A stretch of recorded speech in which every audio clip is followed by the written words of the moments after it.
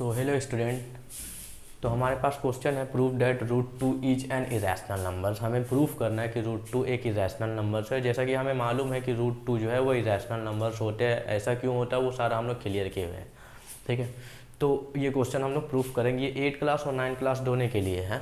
देखिए irrational numbers proof करने से पहले रूट टू को, इससे पहले हम लोग समझेंगे को प्राइम नंबर्स क्या होता है। व्हाट इज को प्राइम नंबर। तो को प्राइम नंबर्स क्या होता है इसके बारे में समझते हैं कि वैसा दो नंबर जिसके बीच में कॉमन फैक्टर कुछ भी ना हो अदर देन वन, यानी कि वन के अलावा कोई उसका कॉमन फैक्टर ना हो। जैसे कि मान लीजिए 8 एंड 9, ये दोनों को कॉमन फैक्टर एक ही है। क्या है? क्यों? क्योंकि 8 का अगर हम करेंगे तो 2 इंटू 2 इंटू 2 होगा और 9 का करेंगे तो 3 इंटू 3। ठीक है, तो इसके बीच में कोई कॉमन फैक्टर नहीं आ रहा है, सिर्फ क्या आ रहा है तो 1 आ रहा है।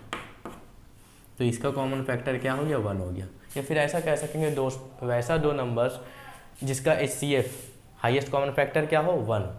तो ऐसा बहुत सारा नंबर्स हो गया जैसे कि 2, 3, 5, 7, ये सब को प्राइम नंबर्स हो गया। क्लियर है? चलिए हम लोग क्वेश्चन सॉल्व करते हैं। को प्राइम थोड़ा सा कन्फ्यूजन होता है ना, तो ये क्लियर हो गया होगा और इसको आप थोड़ा सा नोट्स करके रख लीजिए। को प्राइम नंबर्स तो prove that root two is an irrational number. हम लोग कॉन्ट्राडिक्शन मेथड का यूज करेंगे। पहले हम लोग मानेंगे कि रूट टू एक रैशनल नंबर्स है, और फिर जब हम लोग प्रोसेस में बनाएंगे उसको तो पता चलेगा कि जो हम लोगों ने माना, जो हम लोगों ने सपोज किया वो गलत है।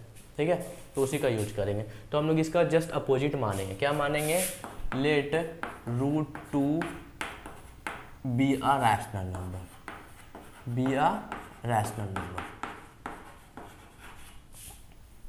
अब रूट टू को हम लोग रैशनल नंबर माने, यानी कि रूट टू को हम लोग क्या लिख सकते हैं? रूट टू को हम लोग p/q के फॉर्मेट में लिख सकते हैं, क्योंकि क्या है ये रैशनल नंबर क्या होता है? जो p/q के फॉर्मेट में होता है, इंटीजर्स अपॉन इंटीजर्स। और यहाँ पे लिख देंगे where p and q are coprime. क्या लिख दिया यहाँ पे? p एंड q क्या है? को प्राइम है, but q is not equal to 0। हमें मालूम है q 0 नहीं होगा। ये को प्राइम का मतलब है कि p और q जो है उसके बीच में कोई कॉमन फैक्टर नहीं है। जैसे अभी हम बताए थे है ना, को प्राइम नंबर्स जैसे कि 8/9 हो सकता है, 2/3 हो सकता है, ये सब नंबर्स हो सकता है जिसका एक ही कॉमन फैक्टर हो। और यहीं से अगर ये समझ में आ रहा है आपको ना, तो फिर इसी से बनेगा। हम लोगों ने p और q को क्या माना? को प्राइम नंबर, यानी कि ये सिंपलेस्ट फॉर्म है। तो अब ये दोनों तरफ इसको स्क्वायर करेंगे। स्क्वायरिंग बोथ साइड लिख देना है आपको, स्क्वायरिंग बोथ साइड, ये लिख दे। तो रूट टू का स्क्वायर करेंगे तो 2 हो जाएगा। ये मेरा p²/2 का स्क्वायर। अब ये q² इधर गया और 2 नीचे आया, तो q² = p²/2। यहाँ तक तो कोई दिक्कत नहीं है। ठीक है, तो अब हमें मालूम हुआ कि p² को कौन डिवाइड कर रहा है? 2। p² को कौन डिवाइड कर रहा है? 2। तो p को भी 2 डिवाइड करेगा। देखिए पहले लिख लेते हैं, लिखते हैं since p² is divisible by 2, p² is divisible by 2, इसलिए p is also divisible by 2। कहने का मतलब ये है कि मान लीजिए कोई नंबर्स है, मान लीजिए 4, मान लीजिए 16 को कौन डिवाइड कर रहा है? 2। तो 16 किसका स्क्वायर है? 4 का स्क्वायर है। ठीक है, तो ये 4 को भी डिवाइड करेगा ना, 2 दूना 4। तो यही बात हो रहा है। तो अगर p² 2 से डिविजिबल है तो p भी हो जाएगा।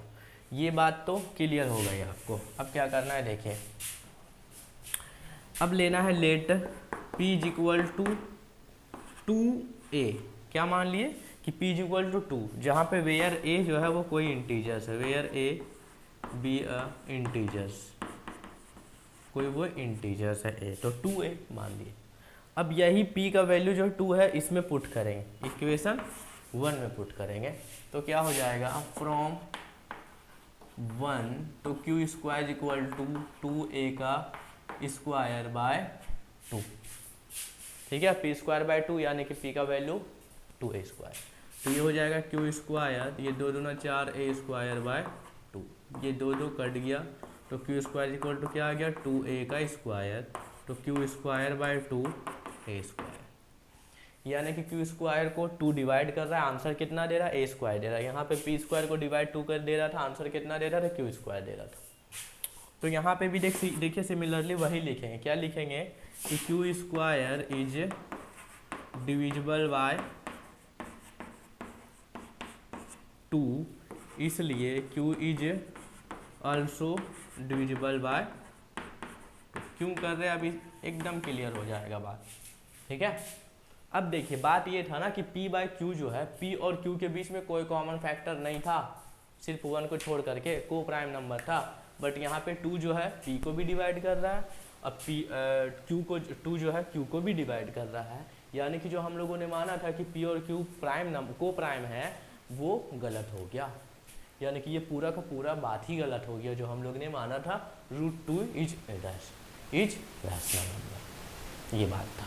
तो लिख देना है, लैंग्वेज में लिखना है, क्या लिखना है, √2 is common factor, 2 is common factor, और लिखना जरूरी नहीं, 2 is common factor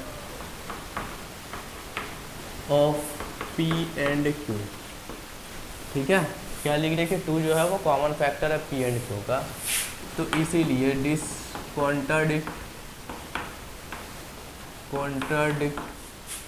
to our supposition, जो हमारा सपोजिशन है उसको कॉन्ट्राडिक्ट कर रहा है। ये लैंग्वेज में आप खुद से लिख सकते हो, आप इससे बेहतर भी लिख सकते हो, ठीक है। बस समझाना है कि जो ये हम लोग काम किए, जो यहाँ पे आपको मिला है वही यहाँ पे लिखना है।